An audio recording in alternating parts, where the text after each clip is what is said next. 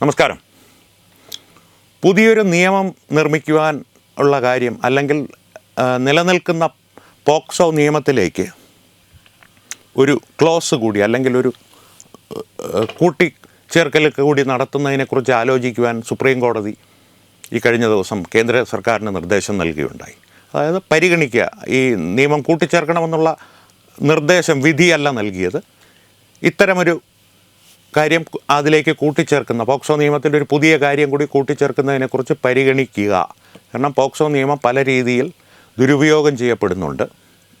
പലരെയും വ്യക്തിവൈരാഗ്യങ്ങൾ തീർക്കുവാൻ ഈ നിയമം ഉപയോഗിക്കപ്പെടുന്നു. അത് തടയുവാനായി ഒരു പുതിയ നിയമം അല്ലെങ്കിൽ ഒരു പുതിയ കൂട്ടിച്ചേർക്കൽ ആ നിയമത്തിനൊപ്പം നടത്തുക. ഒപ്പം ഈ ഇന്നലെ നടത്തിയ ഒരു വിധിയുടെ പകർപ്പും ലോ സെക്രട്ടറിക്ക് അയച്ചു കൊടുക്കുവാനും സുപ്രീം കോടതി നിർദ്ദേശിച്ചിട്ടുണ്ട്. എന്താണ് ഈ കൂട്ടിച്ചേർക്കൽ എന്ന് ഒന്ന് പരിശോധിക്കേണ്ടത് ആവശ്യമാണ്. കാരണം അതിൻ്റെ പ്രത്യാഘാതങ്ങൾ ഒരുപക്ഷെ ഗുരുതരമായിരിക്കുമെന്നുള്ളതാണ് നിയമവിദഗ്ധരും രാഷ്ട്രീയ നിരീക്ഷകരും പറയുന്നത്. കൂട്ടിച്ചേർക്കുവാൻ പറഞ്ഞിരിക്കുന്നത് പോക്സോ നിയമത്തിൽ റോമിയോ ആൻഡ് ജൂലിയറ്റ് ക്ലോസ് എന്നൊരു കൂട്ടിച്ചേർക്കൽ നടത്തുന്നതിനെക്കുറിച്ച് ആലോചിക്കുവാനും അതിൻ്റെ സാധ്യതകൾ പരിശോധിക്കുവാനുമാണ് സുപ്രീം കോടതി കേന്ദ്ര ഗവൺമെൻറ്റിനോട് നിർദ്ദേശിച്ചിരിക്കുന്നത്.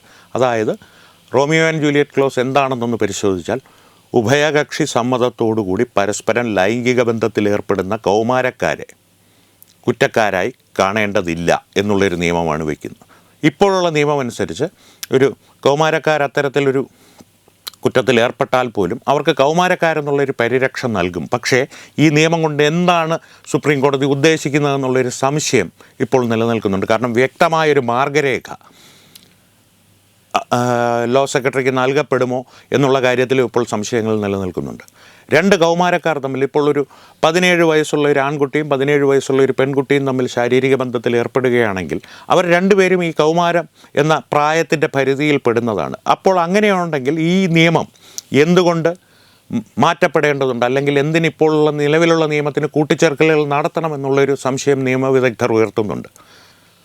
അവിടെയാണ് ഈ പ്രശ്നങ്ങൾ, ഗുരുതരമായ പ്രത്യാഘാതങ്ങൾ ഉണ്ടായേക്കാം ഈ കൂട്ടിച്ചേർക്കലുകൾ കൊണ്ട് എന്നുള്ള ഒരു ആശങ്ക മുന്നോട്ട് വരുന്നത്. കാരണം ഈ കൗമാരം എന്നുള്ളതിൻ്റെ ഒരു വ്യാഖ്യാനം 17 വർഷവും 364 ദിവസവും ഉള്ളൊരു വ്യക്തി, ഇപ്പോൾ നിങ്ങൾക്ക് 17 വയസ്സും അതിനുശേഷം 364 ദിവസമേ നിങ്ങൾ കഴിഞ്ഞിട്ടുള്ളൂ, നിങ്ങളുടെ പിറന്നാൾ നാളെയാണ് എങ്കിൽ ഇന്ന് നിങ്ങൾ കൗമാരക്കാരനാണ്, നാളെയേ നിങ്ങൾ മേജറാകുകയുള്ളൂ, 18 വയസ്സാവുകയുള്ളൂ. അതാണ് അതിൻ്റെ ഒരു വ്യാഖ്യാനം.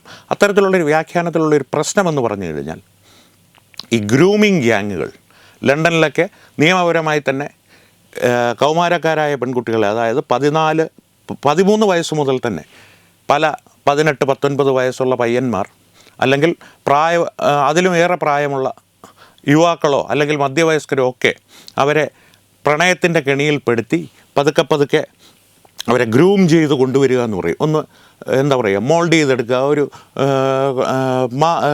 കളിമണ്ണ് കുഴച്ച് നിർമ്മിച്ചെടുക്കുന്ന പോലെ മോൾഡ് ചെയ്തെടുത്ത് കൊണ്ടുവന്ന് ഒരു മേജർ പ്രായമാകുമ്പോൾ 18 വയസ്സാകുമ്പോഴേക്കും അവരെ പൂർണ്ണമായും ഈ പ്രണയത്തിന് മാനസികമായി അടിമപ്പെടുത്തുകയും അതിലൂടെ ചതിക്കണികളിൽ പെടുത്തുകയും ചെയ്തിട്ടുണ്ട്. ലവ് ജിഹാദ് എന്ന് തന്നെ പല കോടതികളും വിദേശ രാജ്യങ്ങളിൽ ഈ പ്രക്രിയയെ ഗ്രൂമിങ് ഗ്യാങ്, പാകിസ്ഥാനിലൊക്കെ നിന്നുള്ള ലണ്ടനിലേക്ക് കുടിയേറി പാർത്തിട്ടുള്ള ഒരു ഗ്രൂമിങ് ഗ്യാങ്ങിൻ്റെ ഒരു ശൃംഖല തന്നെ ഈ വളരെ അടുത്ത കാലത്ത് പിടിക്കപ്പെടുകയും ഇപ്പോഴും കേസുകൾ പല രീതിയിൽ നടന്നുകൊണ്ടിരിക്കുകയാണ് അതുമായി സംബന്ധിച്ച്. പക്ഷേ ഭാരതത്തിൽ നിർഭാഗ്യവശാൽ നിയമജ്ഞരും നിയമസഭാ സാമാജികരും MP-മാരും ഒക്കെ ചേർന്ന് ഈ ലവ് ജിഹാദ് എന്ന് പറയുന്ന ഒരു വസ്തുത ഇല്ല എന്നുള്ള രീതിയിലുള്ളൊരു പ്രചരണമാണ് നടത്തിക്കൊണ്ടിരിക്കുന്നത്.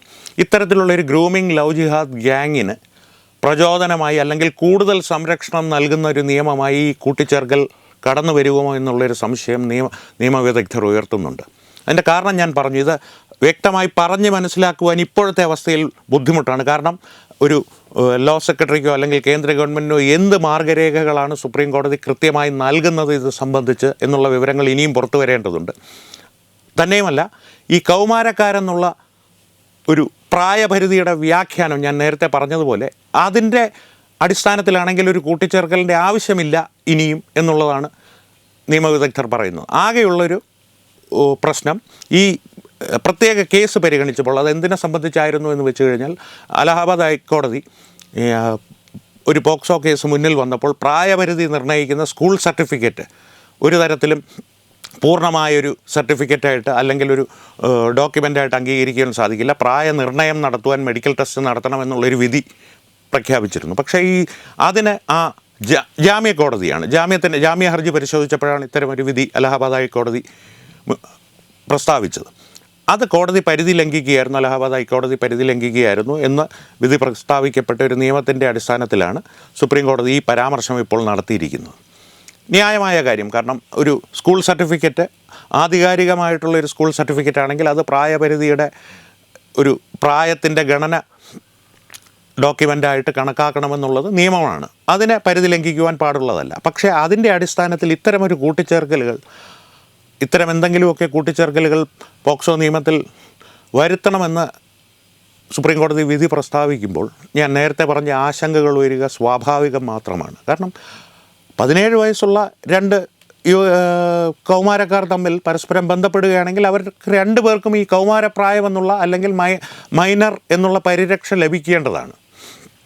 അങ്ങനെയുള്ള അവസരത്തിൽ എന്തുകൊണ്ട് ഇത്തരമൊരു കൂട്ടിച്ചേർക്കലുകൾ നടത്തുന്നു? ഇനി 17 വയസ്സുള്ള ഒരു പെൺകുട്ടിയെ 18 വയസ്സുള്ള അല്ലെങ്കിൽ 17 വയസ്സും 364 ദിവസവും പ്രായമുള്ള ആളല്ലാതെ ഉള്ളവർ തന്നെ 17 വർഷവും 364 ദിവസവും പ്രായമുള്ള ഒരാളല്ലാത്തയാൾ തന്നെ പ്രണയിച്ച് ആ പെൺകുട്ടിയുമായി ശാരീരിക ബന്ധത്തിൽ ഏർപ്പെട്ടാൽ അതിന് പ്രശ്നമില്ലെന്നുള്ള ഒരു ക്ലോസ് ആണോ ഈ വരുന്നത് എന്നുള്ളത് ആശങ്കപ്പെടുത്തുന്നൊരു കാര്യമാണ്. തീർച്ചയായും എന്താണ് അതിൻ്റെ മാർഗ്ഗരേഖകൾ എന്നുള്ളത് കൂടുതൽ പരിശോധിച്ച് കൂടുതൽ വിവരങ്ങൾ നിങ്ങളിലേക്ക് എത്തിക്കാം. നമസ്കാരം. സ്വാമിയേ.